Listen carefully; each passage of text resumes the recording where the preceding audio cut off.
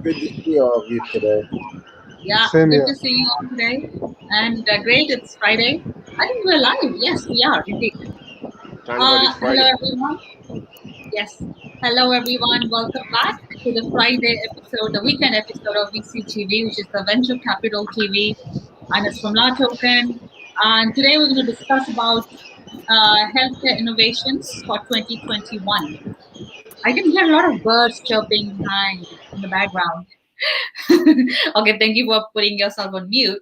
It felt like very close to the nature for a second. So welcome all this, welcome speakers, welcome Gary, Devang, Kingsley, and Hush. So yeah, today we have very interesting speakers. Some of them dropped off because of personal reasons, but still we're going to make it fun. Talking about healthcare innovations. It's a very interesting topic because lot of different new models of healthcare delivery, be it telemedicine. Like, who would have thought that you're gonna talk to your doctor in a Zoom call like that, right? I mean, I would never do that. I'd just go walk to the clinic and meet the doctor in person. But things have changed in the last year. So many things happened because of the pandemic. So let's discuss what kind of technologies are innovating the healthcare sector in 2021 and beyond. So before I start introducing my speakers of the panel today, let me introduce myself. My name is Sunny Mohanty. I'm the Regional Director of LaToken based in Singapore. I host BCTV Monday to Friday, 8 p.m., which is regular my time, but I can be flexible now. So welcome back, all of you. Let's start with a quick introduction. You've been all regular speaker on BCTV. So let's start with Hush. Hi, Hush. Happy Friday. How are you? Hey Sony, happy Friday. I'm good, and great to have some amazing speakers as always as part of this session. So, just a small background about myself. I'm the founder of Startup Hackers. It's a Facebook group for helping early stage startups with a lot of information to grow their startup. Additionally, I'm also a venture partner with our ventures. I'm helping startups raise funds and grow to the next level. We raise all the way up to $10 million. We're completely sector agnostic, be it health tech, AI, fintech, SaaS, marketing tech, etc.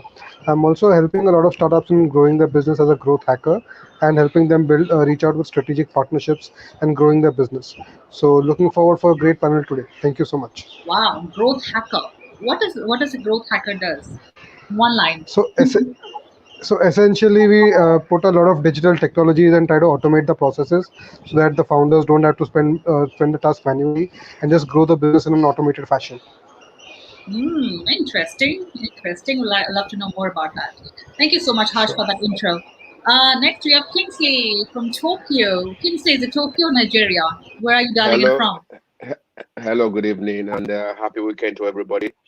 It's nice Happy to be Friday. here. Yeah, it's nice to be here again with Gary, Yash, and everybody. We are all familiar faces, and as you know, I'm a serial entrepreneur. I have various companies ranging from real estate to blockchain to pharmaceutical. I'm a turnaround expert. I've been in the blockchain space for about 6, 7 years. We structure, we help to fund, and we help to market. I'm also an investor. I invest in commercial real estate. I invest in recently. My main focus is payment system, healthcare. Is very very dear to my mind, and I'm happy to be one of the people talking about it today, and I look forward to a great discussion with all of you. Fantastic. And thank you, Kingsley. And we always love to have you on our shows. Thank you and welcome. And happy Friday. Thank you, Sonny. Yes. Thank you. Next, I have Devang. Hi, Devang. Welcome back. Happy Friday. How are you? I'm doing good. Happy Friday to everyone. I'm Devang Mehta. I'm a partner at Untitled Ventures and a founding member at Lumos. Untitled is an early stage venture capital firm based out of India and Singapore. We invest in early stage companies at pre-Series A and Series A in 3 areas of interest: healthcare, which we're going to discuss today, obviously, media tech, and urban tech. In conjunction with the fund, we run Lumos, a health tech accelerator that helps grow these companies through business and technical interventions, usually a mix of data, clinical validation, introductions to corporations, go to market, and things like that. Whatever a startup needs to grow from pre-Series A to Series A and beyond.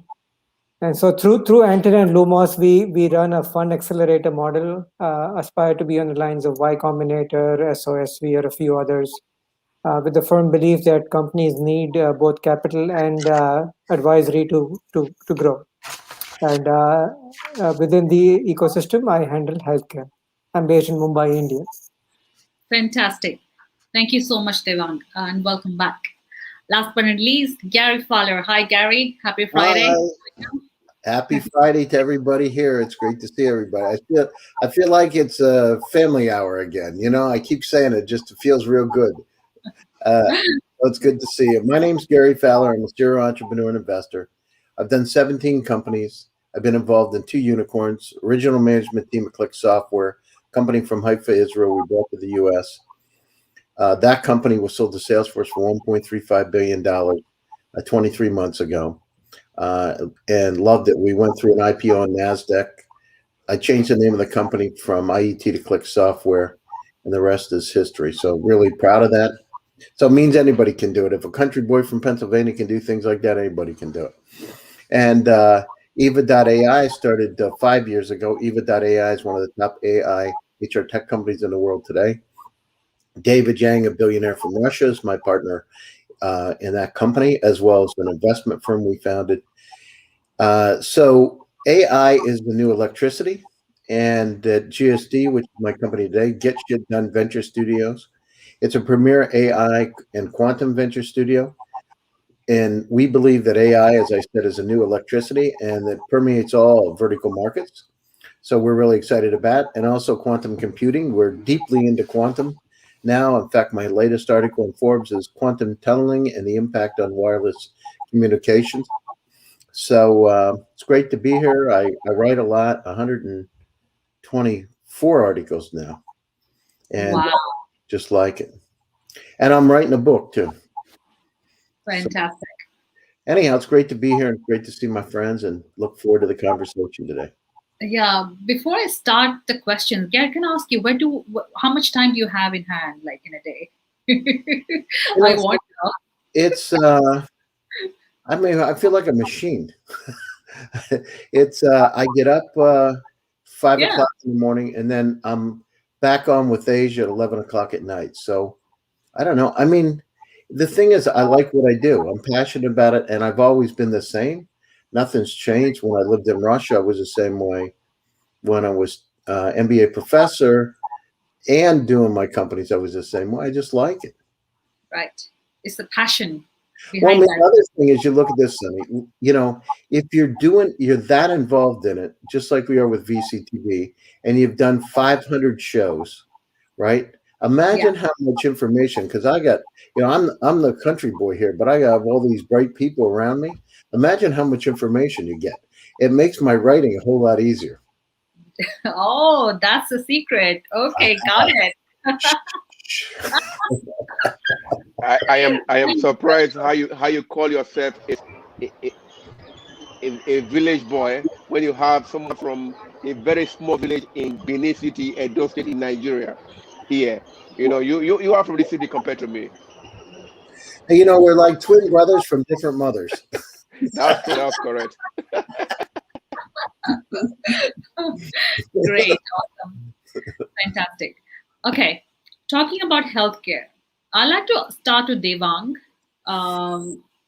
So, tell me something. What are the different sectors in healthcare that needs innovation, and why do you think we need that innovation? See, I think almost anything needs innovation at any time, to be competitive, right? You can't just work off old technologies. I think the advent of AI and ML has naturally led itself to innovations in areas where there is repetitive work in healthcare. So specifically, what we're seeing is entry-level radiologists, pathologists are seeing their work either getting replaced by software or they are becoming much more productive thanks to software. Right. So specifically, the idea of reading slides after take a draw of blood or biopsy or whatever used to be a very manual, error-intensive process. So you keep peering at something and making mistakes and getting tired, and all the human errors that one would expect from an intensive process like that now is getting replaced or getting better through AI and ML. But we don't have a cure for cancer yet. We're getting better at it, but we still find it hard to distinguish between healthy cells and cancer cells. We find it hard to detect cancer early. The preponderance of cancer cases get detected only after it has metastasized, which basically means it has spread throughout the body. So cancer it's a well-known fact that cancer, if detected early, can be localized and cured, or at least controlled. But we're not very good at it because we are still learning how to use the DNA and CRISPR and biomarkers and immunosuppressants and things like that to control cancer. So the same thing can be said for almost any disease. Diseases that are rife in India, like diabetes, type 2 diabetes, or obesity, or asthma, or there's so much uh, can easily do with multiple rounds of innovation, right? And so I know it's a long-winded answer, but there's many areas of innovation. The newer ones, we are seeing business plans in microbiome, right? That's a specific virus in the stomach and the intestine area that leads to a lot of diseases, and if done right, can help avoid a lot of diseases that stem from bowels and the stomach area. So there's a lot of innovation, a lot of areas where continuous innovation is required and will continue to be innovated in the future. Yeah, I mean, I've got a question like, are we innovating because so there is the cost associated with the healthcare. I think healthcare is not accessible to everybody. Like, I mean, so is it because of that we need to democratize it to make it available to everyone across the world? A. And B is the pandemic obviously has taught us digital acceleration in every sector, including the healthcare as well. I think because of that factor, we probably saw a good emergence of technology which can help health sector, like as a whole, to be better performing, right? Efficient, I guess. Right. Yeah.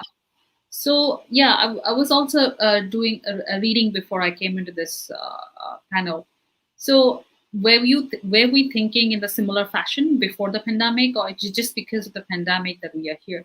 Harsh, would you like to take that question? Like, what sectors we have in healthcare which got disrupted because of, in a good way, because of the digital acceleration due to pandemic?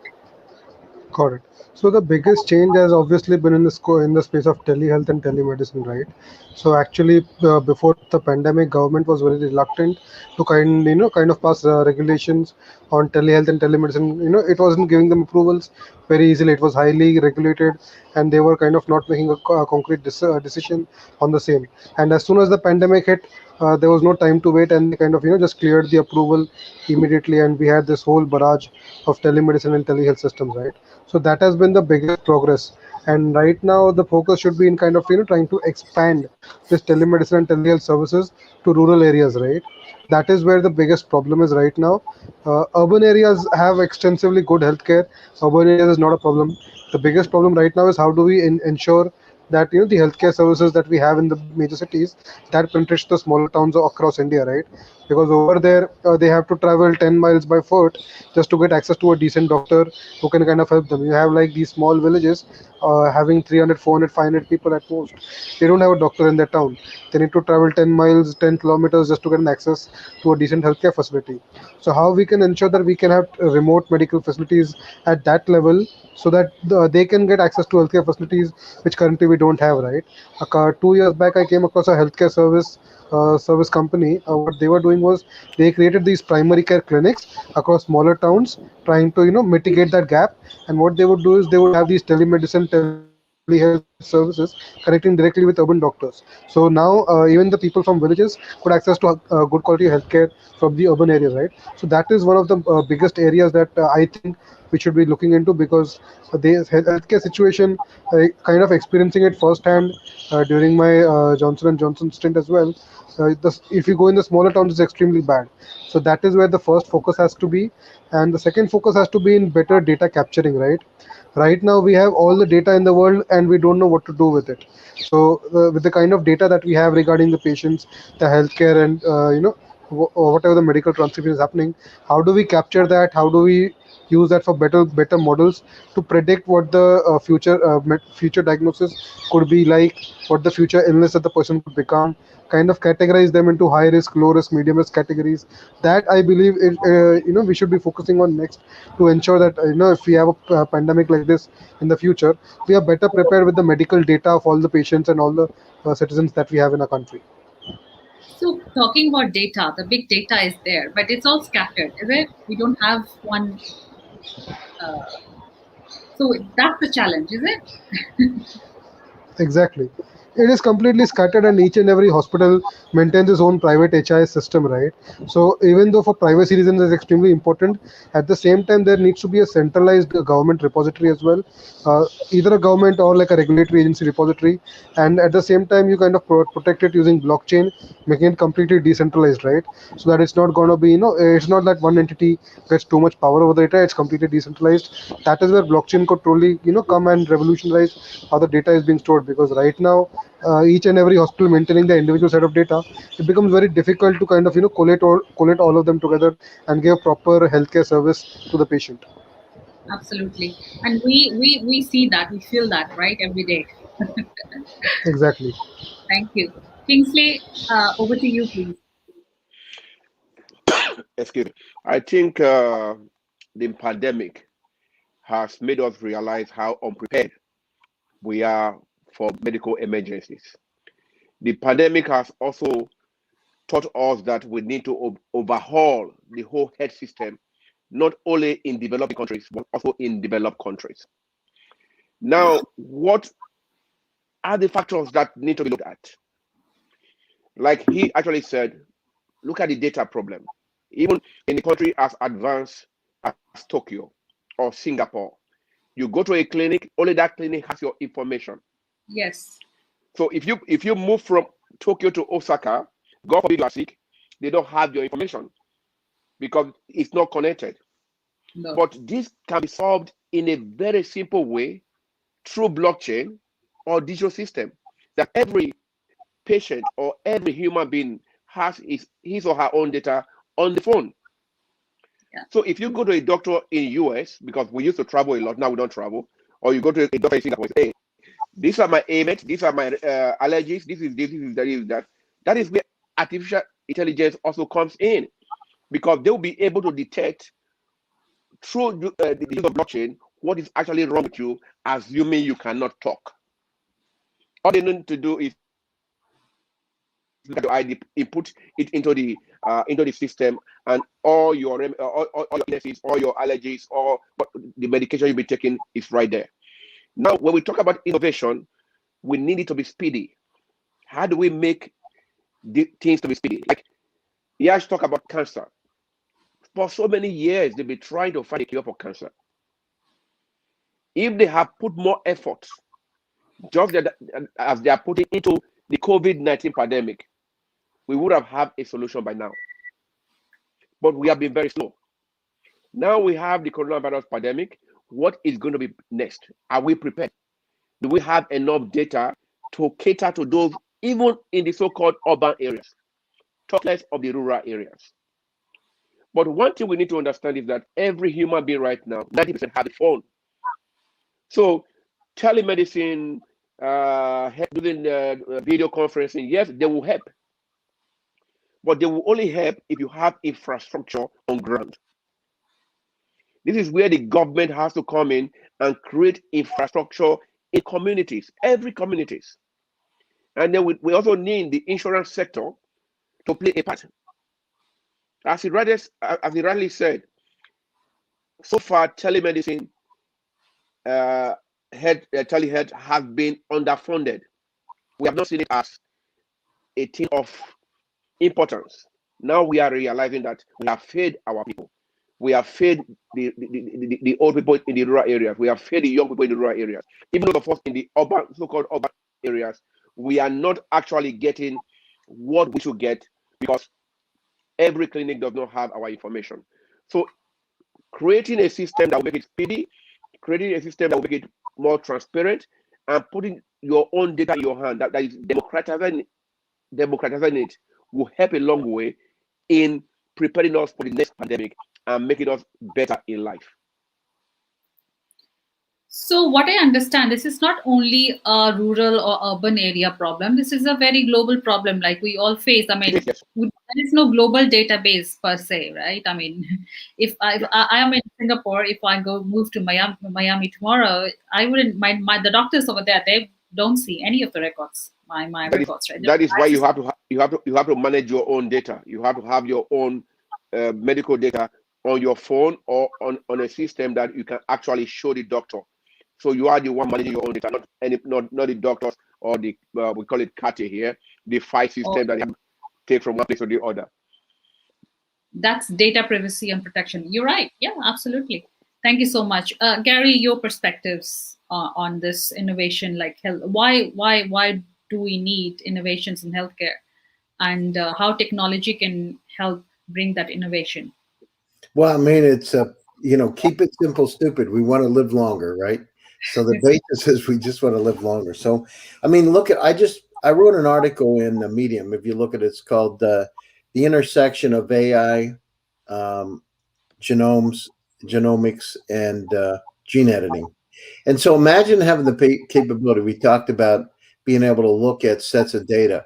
Imagine being able to make determinations based on that data of what exactly the challenges would be within that particular person: cancer, breast cancer, etc.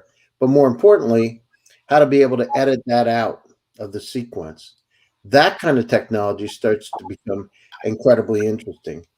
A couple of months ago, actually a number of months ago, I was on a panel in Europe on artificial intelligence it was through PharmaVision, one of the research groups. And the idea was how to be able to better utilize artificial intelligence in drug development, because the challenge we faced going into COVID is that it takes a lot of bench time to be able to develop these drugs. Well, what we found out through COVID is that using artificial intelligence and modeling, we could dramatically impact the ability to come out with drugs and vaccines much faster. So the pandemic's really pushed us forward on that way. The other thing is, if you look at it, things like smart pills, the challenges, and I've said this a few times, you go to the doctor once a year, but what happens the day after you go to the doctor and cancer starts to metastasize? And then you've got, 364 days before you go back. So imagine having the capability to be able to, at a moment's notice, understand what's happening with your body and course correct. So the challenge with cancer, when you have adenine, thymine, cytosine, guanine, and they start to metastasize, the challenge is that you catch it late and you destroy good cells when you're actually doing the intervention. So imagine catching it way earlier. The other thing is very, very precise, having the capability to very precisely administer those anti-cancer drugs to those exact cells where the challenges are taking place, where the problems are. Those kind of super precise methods are in the works now. The other thing is being able to come up with things like pancreases, to be able to really replicate parts of your body when they're damaged, kidney, livers, those kind of things, transplants. That really becomes interesting. The other thing is, we talked about telemedicine, and one thing, if it was a year and a half ago, people would say, "Oh no, I'm not going to do telemedicine. It doesn't work. You need to come in my office." But the situation is, when the doctor has a chance of dying because somebody might have COVID, everything changes, doesn't it? So those kind of advances. And the other thing is, robotic surgery. Now, there's a couple things. One is robotic assisted surgery, and then robotic surgery. So imagine having that kind of precision that you could go down through using artificial intelligence and computer vision to be able to precisely do surgery. At some point in time, we'll have systems that can do it without doctors, right? Though doctors will be around, but we'll have systems that'll be able to do it without. So there's a lot of advances taking place. I was involved writing a paper at Stanford University with Stanford professors and my MBA students from Skolkovo in Russia. And the title of the project was Health Extensions, Living to 120. Well, that number has now changed. The target age is 150 now. And so the technologies are coming very, very, very quickly to very soon get us well over 100, because it's just, you take, so you edit cancer out of your gene sequence, right? Diabetes, obesity, you edit it out. Now there's some ethics issues around it, but it's amazing. I don't know if you know this, and with veterinarians now today, that you can actually clone your dog for $50,000. So if you've got a dog and you really like your dog, and I love my dog, Right. I'm going to clone my dog because I like my dog that much that I want the same dog. And so for 50 grand today, you can actually do that. Now it sounds kind of funny, but I mean, imagine that capability, right? It was unheard of 20 years ago. So we're now in an age, and we have to move quickly with it. And as we come to singularity, so when we get to the point, as Ray Kurzweil said, when we start to become one with machines, it happened now. Body replacements started with titanium parts in the body. Imagine with Neuralink, imagine being able to, instead of having to go to IT in India, imagine just going in and 5 minutes you get your MBA, and forget about it. So Right. we'll think about it. The biochemical processes of the brain, and I'm a psychologist, Yeah. and this is, it's just a biochemical process. Look at Nikola Tesla. He had a epileptic seizure at 6 years old, and after that, he could remember everything. He had eidetic imagery. So those capabilities, our brain, we have not unlocked our human potential. And with Neuralink, with some of the technologies that are coming out, I mean, think about it, where we memorize things, short-term and long-term memory. Imagine we can enhance it 1,000-fold. So stay tuned for coming attractions. Absolutely, Gary. Totally agree. So, talking about innovation, I think healthcare education is equally important, right? Uh, we are building doctors for the future, and obviously it's very important. So, what happened in that sector, in healthcare education over the pandemic? So, what kind of new models, innovative models that that sort of surfaced because of the pandemic? Let us start with Devang first with this question.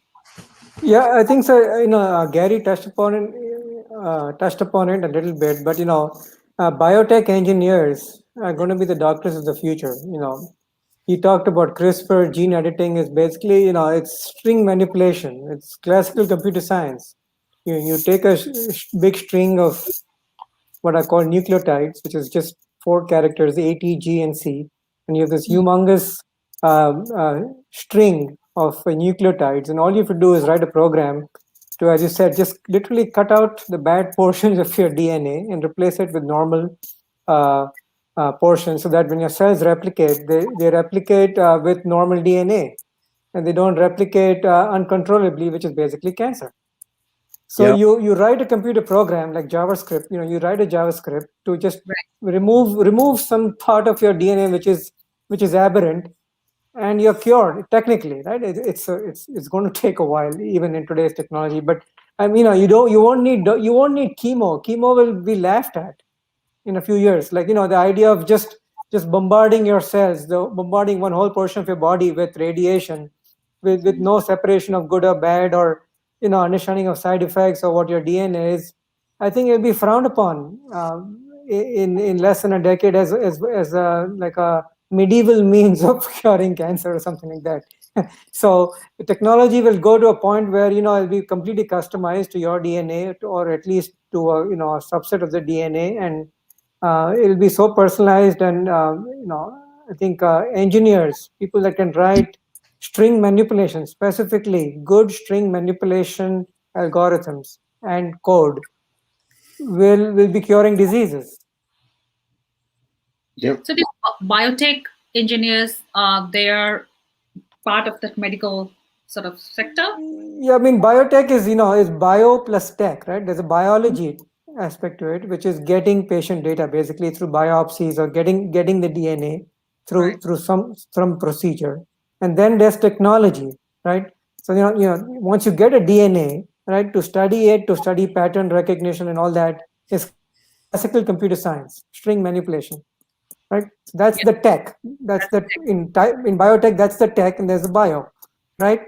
Engineers that are skilled at both will be curing diseases, right? Of course, usually this comes out of premier universities like Stanford, IITs, MIT, but anyone skilled at biotech at both aspects of it will be at the forefront of a lot of the innovation. Right. Got it. Thank you, Devang. Kingsley, over to you about education in the healthcare sector. Yes, I was actually listening to something on TV 3 days ago in Japan, and they are actually working on things that will make the cell to repair itself. Once this technology is out, you don't, like he said, you don't need to bombard the body with different kind of medicines. You just inject it into your body, and then it goes into the cell, and the cell will replace or replenish itself. It's like recharging your phone, for example. Your phone goes down, you get sick because your cells are weak, because your immune system is very weak. So what happened now is that there are technologies out there that it can actually be injected into you, or through artificial intelligence done to you, and you will remain young just the way you are for 150 years, hopefully, as Gary said. And I think it is possible right now with the kind of education they are getting, but it becomes something for the elite. That is my fear. What will happen to those who cannot afford to put their children to schools that can teach them those things? Now, the time that we are able to make this cheaper or make it affordable to at least 70% of the population of the world is when we succeed. Because we are heading into a place where very few people have access to these medicines. I understand it because I also have a pharmaceutical company of myself, but although it's natural medicine, I believe in natural medicine. But at the same time, if you combine, it's called Kobayashi bitters. I named it after myself because I have trust in it. It's an antioxidant. But what if we are able to combine this with artificial intelligence, combine this with biotech, like he said, and create a system that is affordable by every human being? So we now have a lifespan. Take, for example, Japan. We have older people than younger people. So when these people die, what happens? I was coming through the airport, and the people checking for COVID-19, they are all above 60. One of them was people like 80 years old man, but he's still working. So we need the younger generation to be able to afford the education they want to key into this biotech, key into this medtech, and all technology out there, not just MIT here. Now I am happy that we have internet. With internet, you can study from anywhere in the world. Yeah, that is the beauty of internet.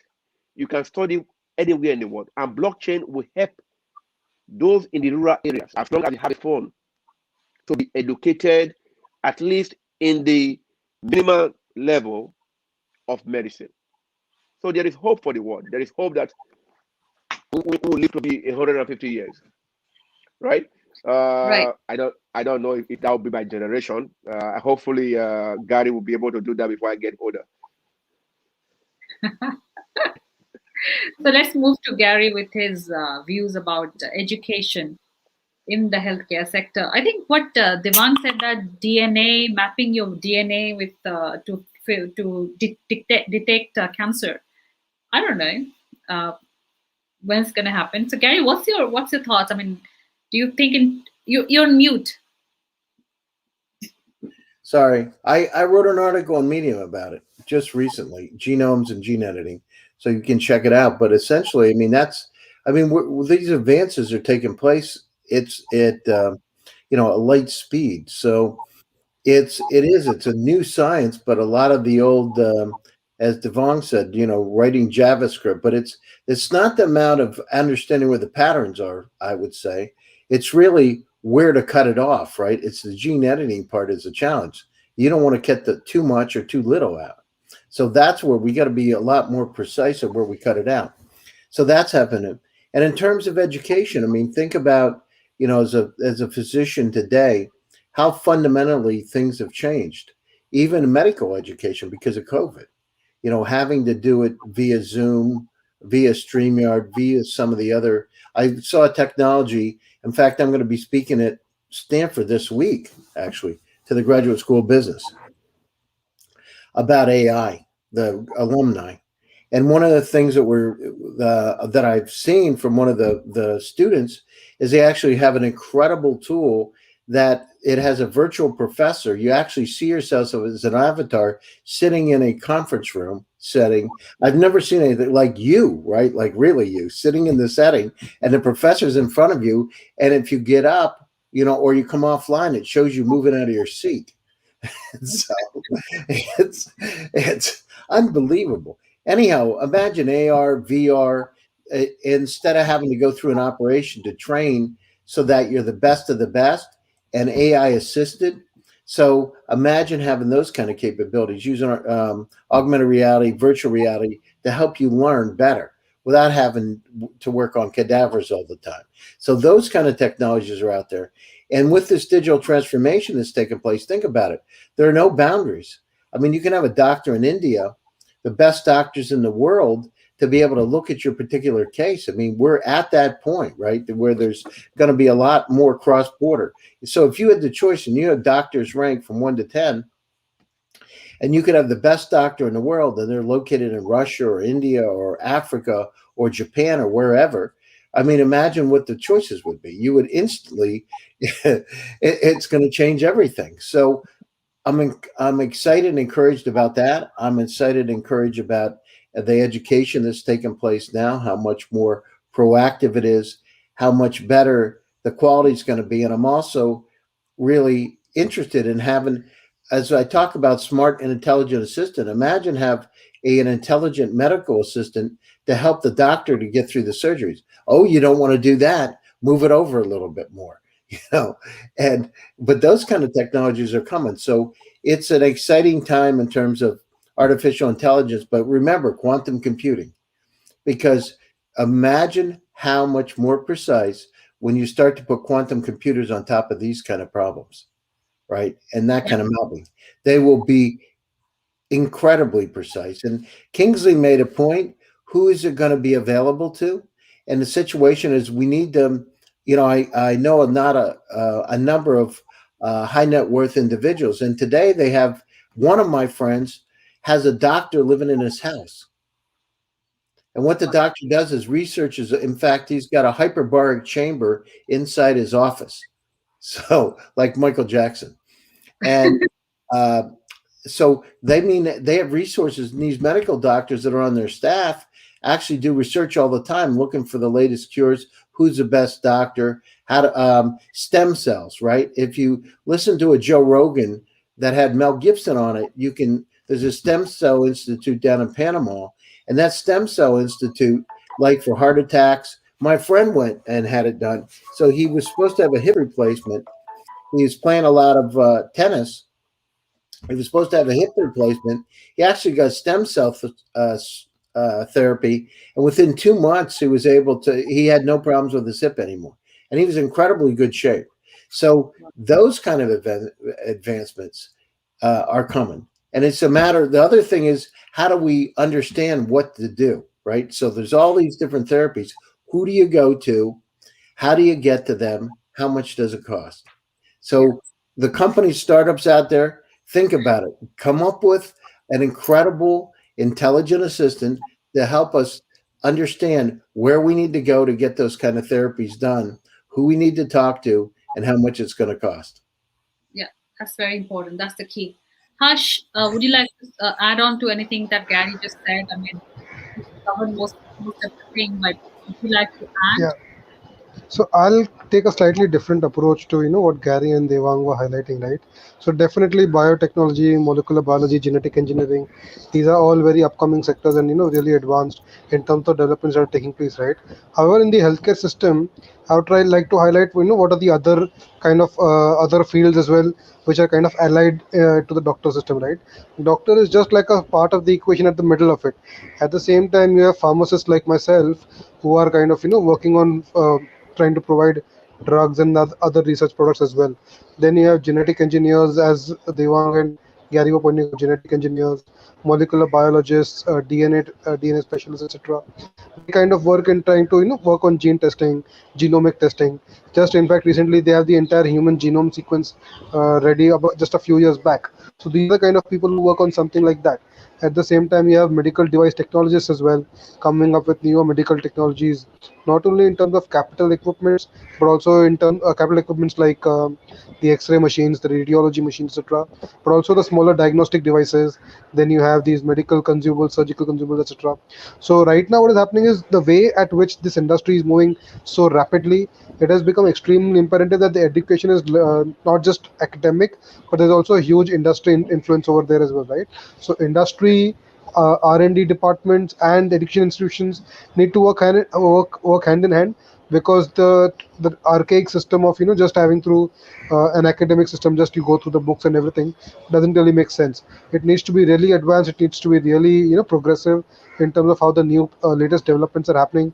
I can tell firsthand that the pharmacy experience which I had back in the day, it's completely obsolete today, because with the kind of new developments, new R&D which is constantly happening, it's mind-boggling actually.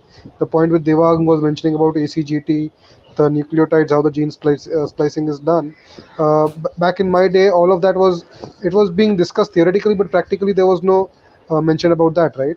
So that is why you need to have a huge synergy between these industry experts, as well as academic institutions, and as well as a lot of interaction between the incubators as well, right?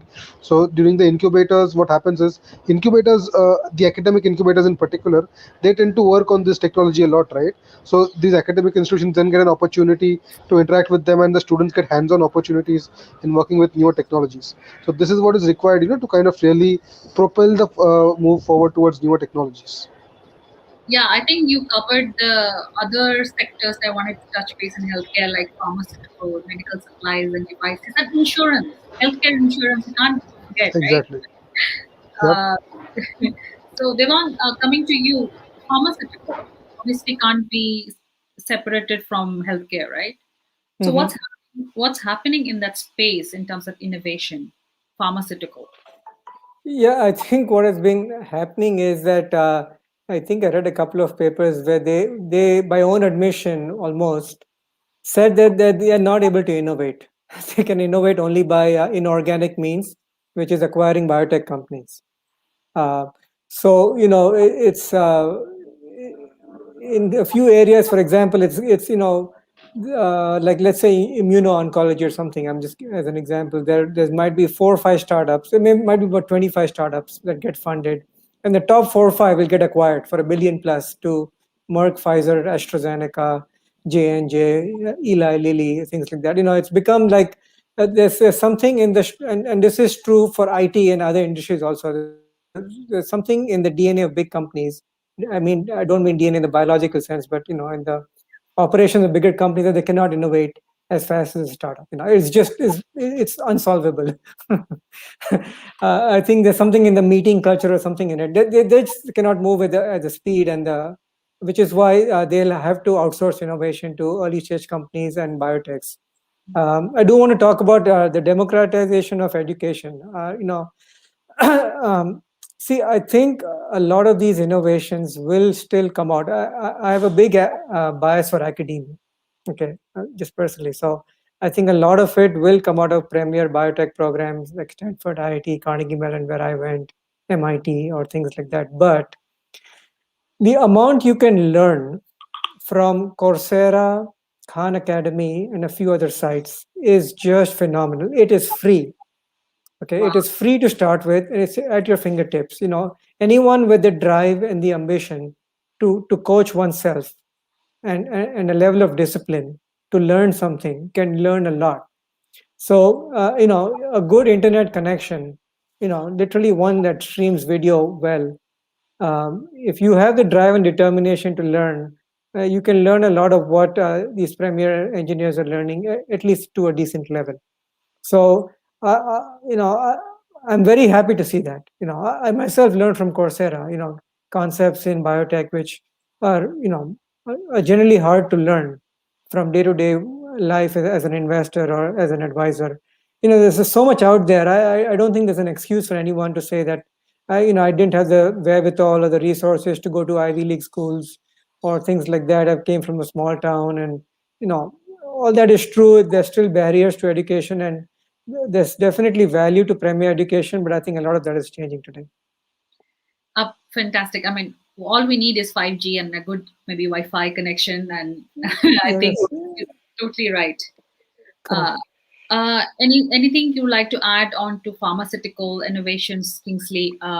OTC drugs. We can talk about vitamin supplements as well. I mean, health wellness related.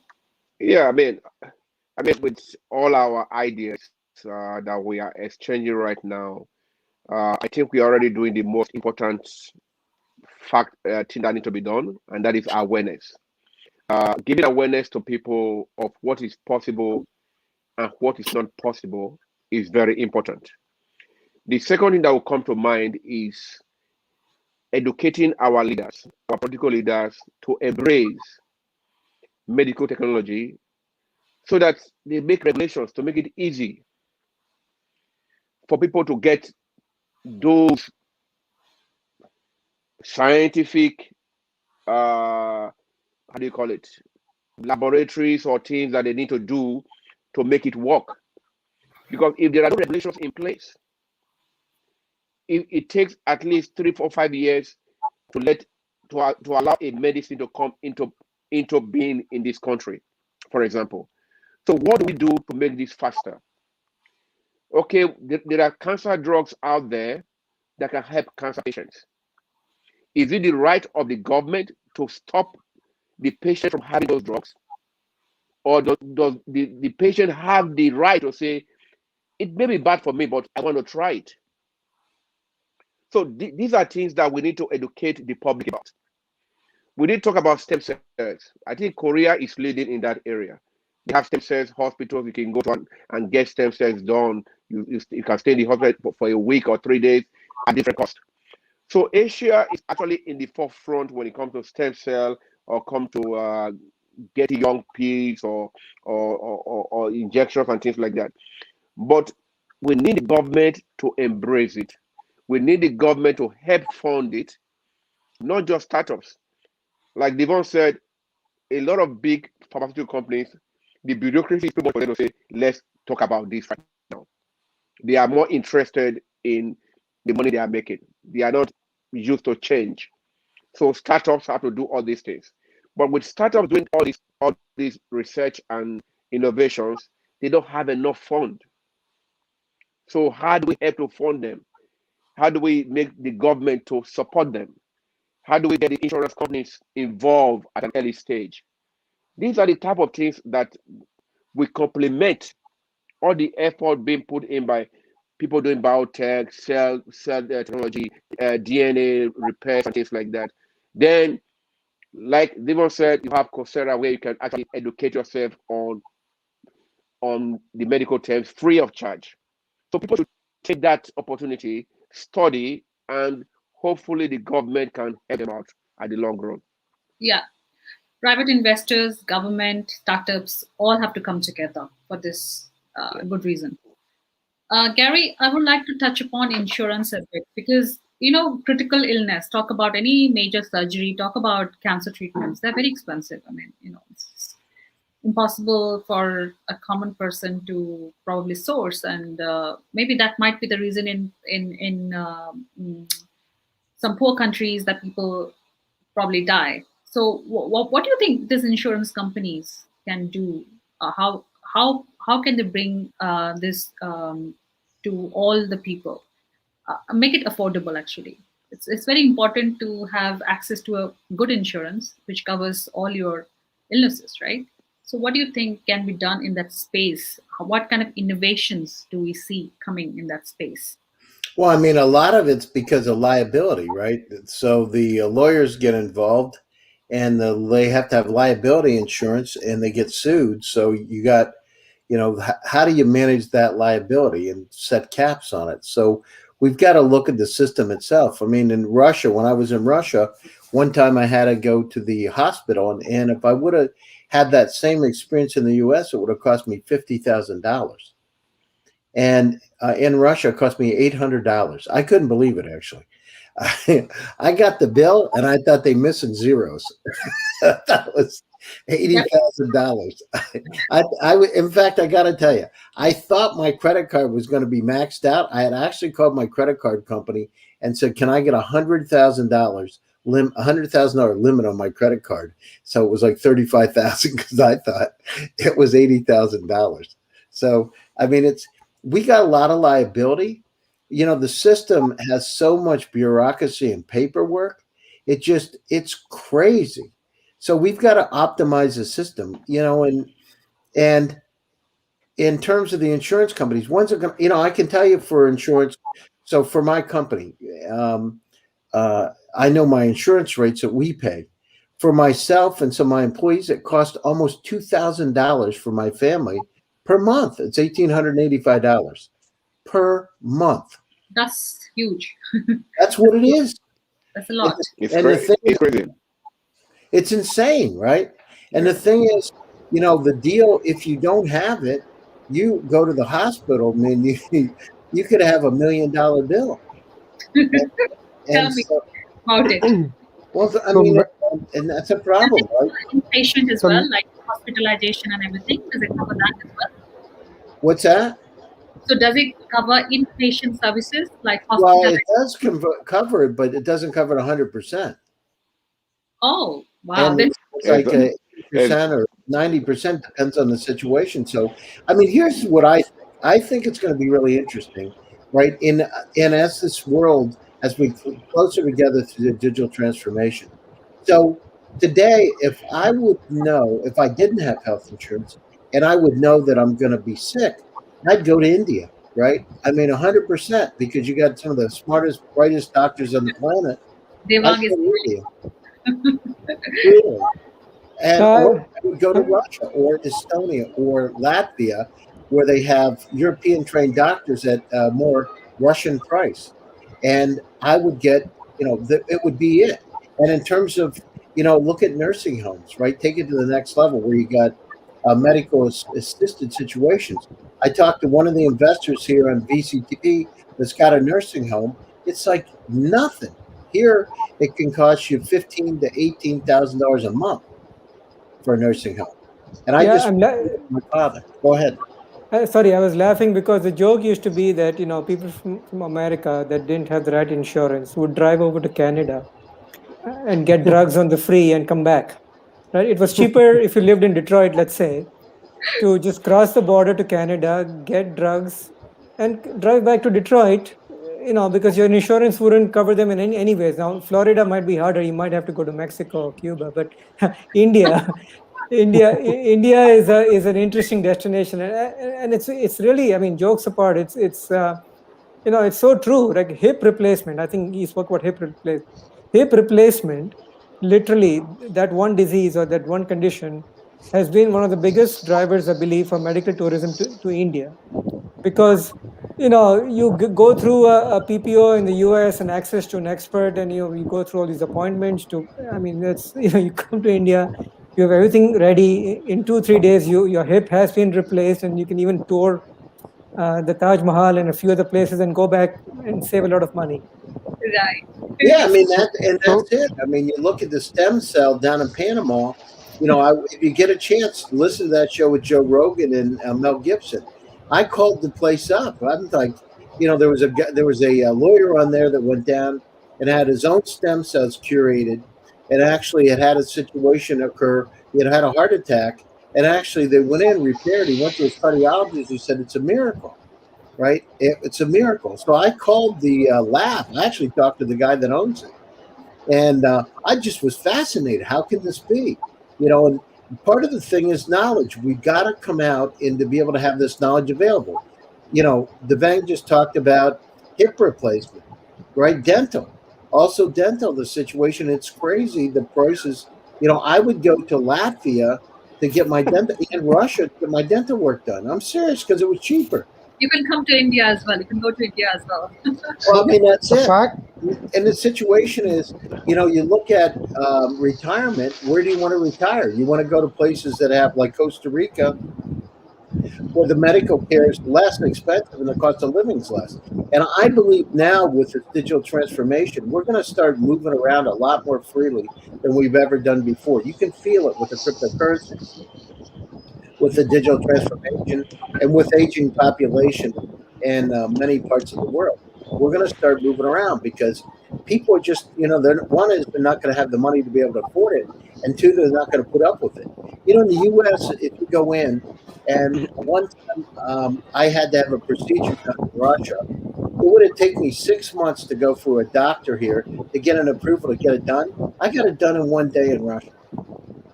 In fact, I didn't even know I had it done until I came out of the hospital. My wife said, "Oh, you had it just now." I said, "What?"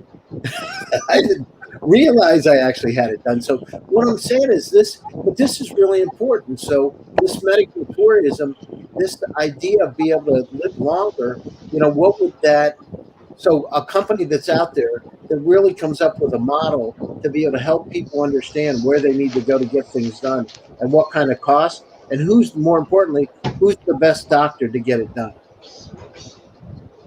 Absolutely. Great. I didn't know about Russia, but up till now, for me, India has been a kind of a hub for medical procedures, whether it's kidney transplant, liver transplant, or from all these rich African country presidents and entrepreneurs. They all go to India for medical treatment. So I think it all bears down to, do you want to be paying $18,000 a month, or do you want to just go to somewhere and pay 80,000 to have yourself cured? So the price in developed countries for insurance is very high, especially a country like Japan. It's even higher than America. So, but you get good medical service for it. You pay 90% or 70%, depending on the kind of insurance you have, and then you have other insurances. But India is a place of choice. I think they've done well. They've done very well with their medical system there. Hey, Kingsley, how do So- people afford it in Japan? How do people afford it? If it's more expensive than the U.S., how in the world? It's not a problem on our side, but I got to tell you, it's like, how do normal people afford insurance? I mean, the only good thing here is by your income. So if your income is high, if you in Japan, believe me, you'll be paying almost 5,000, depending on your income. But if you're also on an income of maybe $3,000 or $4,000 a month, you still pay like $500 or $600, which is a lot, But if you are on an income of $200,000 a year, you're going to be paying, Jesus Christ, maybe $2,000 to $3,000 a month. So it takes a lot away from you to help others. So, but people still pay it, but some people don't just have it. That's They insane. just And wait how in much their is sick it? and What does it cost in India? Like Devang, what is it if you looked at it?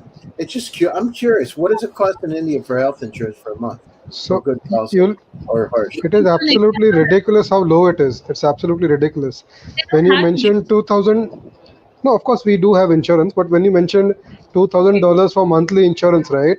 I was literally falling off my chair because you could get a hip transplant for $5,000 to $10,000 at best.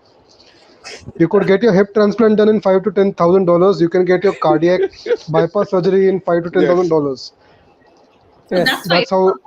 that you don't need an insurance. That's what I'm saying. Ah, I see. No, I see. no. So coming Yeah. from the dollar side, you don't need an insurance. But Indians by themselves, they definitely need it. $2,000 just for a monthly insurance. It's like an annual expense, annual healthcare expense for a regular family. That's true. That's very correct. I am very much aware of this because a lot of people I know have gone to India to have their kidney transplant, liver transplant, or any surgery they want to do. It is Yeah. cheaper, it is more efficient, and it is quicker. You Yeah. know, So in fact, unlike any other India is country. So, actually the world's hub for liver transplants because India does the highest number of liver transplants in the world. I think it's over 1,000 a month, over 1,000 a year. Sorry, it's ridiculous the amount of liver transplant surgeries that are being done in India, and all the major liver transplant surgeons are based in Delhi primarily. Right. I remember like a couple of years back, my friends from UK, they used to go to Mumbai for the LASIK, the eye thing. Yeah, So it yeah, was a lot cheaper in India as compared to UK. absolutely, absolutely. I doubt it would have gone over $1,000. Huh? Sorry? I think the average price would have been like $1,000, not more than that. Oh, okay.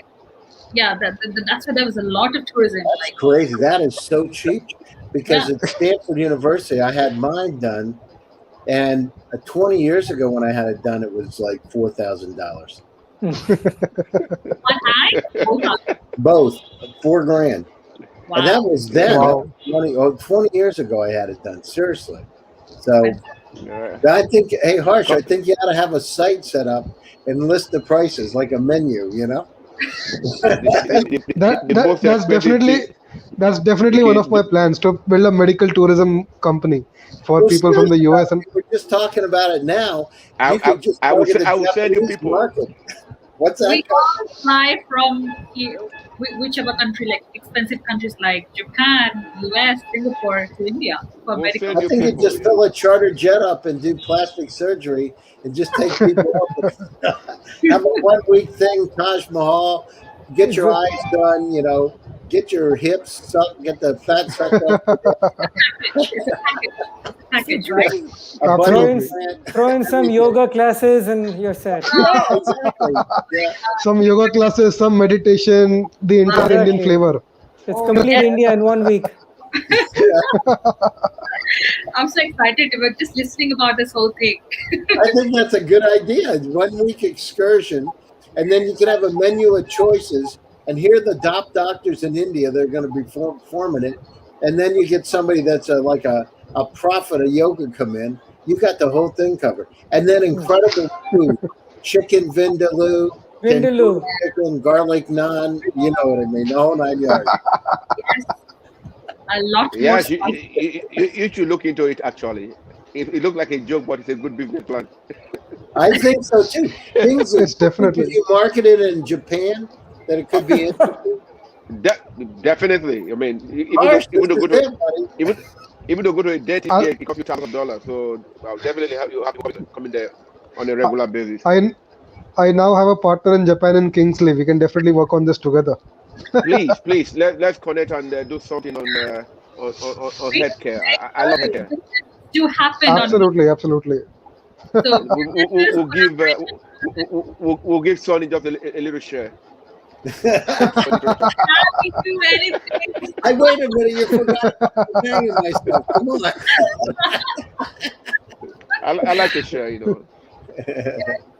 Absolutely. So that's the beauty about VCTV. We do make reality happen. Like this is obviously was an idea, but now it's happening. Kingsley and Harsh are collaborating, and Gary collaborated with Raghu, who was on the panel yesterday. I love this. I mean, this is incredible. So let's take some closing remarks for the weekend. That's good. Starting with Harsh. So definitely in 2021, right, there's a lot of movement in healthcare. The momentum started in 2020 with the huge shift in digital health, telemedicine, telehealth. Now I think the next focus in use should be in aggregating the entire data that we have.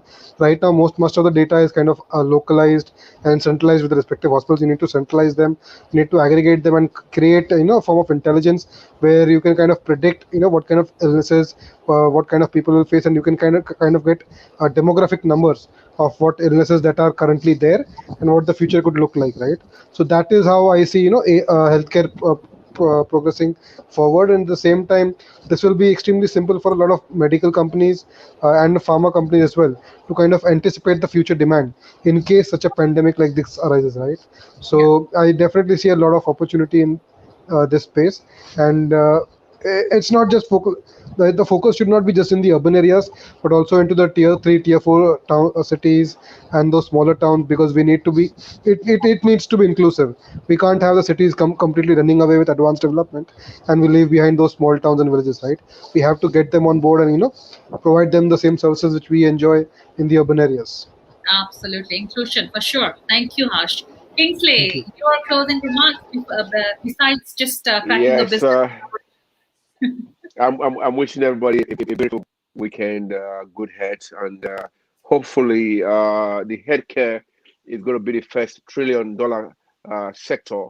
The way I look at it, I've said this before, because the pandemic has been an eye opener to all government and institutions around the world, and a lot of money is being poured into it right now to make sure that another virus or bacteria or whatever it is does not catch us on our way. The COVID-19 caught us on our way, and we paid dearly for it. But to make that not happen again, we have to make use of data. Data is very important. Sharing data with the pharmaceutical company, the biotech guys. It is time to collaborate. Yeah. I believe that if we share ideas with ourselves, the artificial intelligence guys, people who are doing what do you call it, virology and things like that, immunology, bring everybody together in a platform that they can all talk and bring their ideas together. And then you have people that will be able to also convince the government, convince the bigger institutions to put their money into it and create a better world, not just for us, but for our children and children's children. This is the legacy we want to leave behind. Because the truth is, our generation, we've actually done very little, to be honest. Our fathers, our forefathers did a lot. They created a lot. They had ideas. We are just starting. And Yeah. this is an opportunity for us to do something in the health sector that our children will say, oh, our fathers tried, our mothers tried. So this is the way I want us to go. And hopefully, I'll be talking to Yash later for business purposes and see how we can move this forward. Fantastic. And all the best, Harsh and Kingsley. Japan meets India on Thank you very VCTV. much.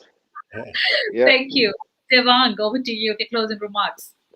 Yeah, I'm tempted to just say sushi with Vindaloo, but I think I'll have to say something more. So no, I think healthcare has always been a hot area of innovation for good reasons. Because there's this automatic social impact, right? The moment a cure is found for a disease, for an ailment, if immunity improves. So COVID, I think, has accelerated the thought process of the consumer, really, more than anything else. I mean, of course, there's structural things like telemedicine. People realize all this is possible and all that. That's for sure. But I think it has evangelized people to think about health a lot more than before, like how to stay strong, how to be immune to diseases, how to look at health holistically, and just how to live hygienically and how to live well. Now, it has also given thought towards why a lot of public money, research money should go towards healthcare, right? It's given people an understanding of why innovation in healthcare is so important, the tremendous social benefits. It's not enough to just to talk about job and wealth creation. Everyone just talks about, oh, VCs create jobs and wealth. You just hear it all the time, and it's already, I mean, it's theoretically true, but there's many areas of investment which have negative impacts on society, right? I don't want to go into them, because I'm just saying that in healthcare, there's job and wealth creation, of course, like everything else, but there's a lot of automatic social impact. So it's a great area for innovation and investment growth, and I think that it's just going to accelerate in the future. That's a great closing remark, Devang. Yeah. Absolutely, social impact. There is a social impact. Absolutely. Yeah. Thank you. Thanks. Gary. Yeah, so this is a great time, but we also need to look at I have a company that I'm a co-founder of. It's called Zemply, which is an aging in place company founded by one of the Stanford MBAs. She's from Mumbai, by the way, and so I'll never forget. And this happened like 4 years ago. My father had a stroke. I went into the hospital. They said he's going to die in a week. And I'm sitting in there, and I was in California, there was a round circle, doctor, psychiatrist, nurse, head nurse. There was 8 people there, and the doctor said to me, he said, "Your father had a stroke," and it's like, yeah, yeah, of course, okay. And they said, well, he's never going to walk or talk again. I'll never forget it. And I'm right in the room with this circle. What they didn't know that I'm also a clinical psychologist, and so I happened to have my dad's X-rays from 1983, and I said to him, "Well, how do you know he had a stroke?" His eyes closed on the left side. I said, "Are you sure?" And the doctor said, because he wanted to put him in a nursing home. "Are you sure?" He said, "Yes." I said, 100%. And he looks at me, yes. I said, well, let me tell you a little story. My father is a benign tumor on his optic chiasm. I have the x-rays here. You've already did medical malpractice. Now there's a new sheriff in town. I said, now, if you want to meet Schwartz and Cohen, my lawyers down in Philadelphia, I can help you out. So here's the deal. My father's going to go home. I'm going to take care of my father. So I hired 2 full-time nurses, round the clock, 24/7. They said he'd never walk or talk again. He walked and talked. I had 3 amazing years with my father. We have got to look at in the Western world. I know it's different, better in India, but in the Western world, we got to take care of the elderly better. Aging in place, when you stay home, you live longer. And how much is it worth to have one more day with your mother or father? How much money would you pay? And, if you're like me, it would be whatever I have. It would be worth one more kiss or hug. So we need to look at that environment. And there's something in the Western world and most of the planet, it's a challenge. So let's come up with some ways that we can help people live longer. It's ARP calls it end well. It's just let's increase the quality of life longer. Perfect. That reminded me, Gary, your father's story reminded me of a Netflix series called I Do Care, where this lady cons every elderly into a care home and takes. I think she will resell their properties because these old elderly, they do not have limited family members or no family members. That's it. Care home, she makes some money. She makes some money by selling the house, properties. That's a Netflix series. I just remember when you spoke about your dad's. Yeah. I mean, it's, the thing is, when you put somebody in one of those care homes here, they're, they can be $14,000 to $20,000 a month. Yeah. And, a lot of people don't have that kind of money. So what do? It's crazy. They take everything you got. They take your house. They take everything. And I'm like, this is insane. And that's what they were trying to do with my dad. But they didn't know that we have a little bit of insight. So, but we got him better. And I could not believe my father walked and talked and bitched. He started bitching again. So that means I know he's in good shape.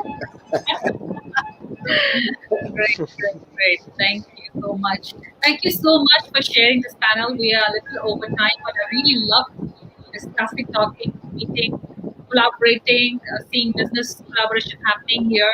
So I had an awesome panel today. I hope everybody enjoyed the panel as well.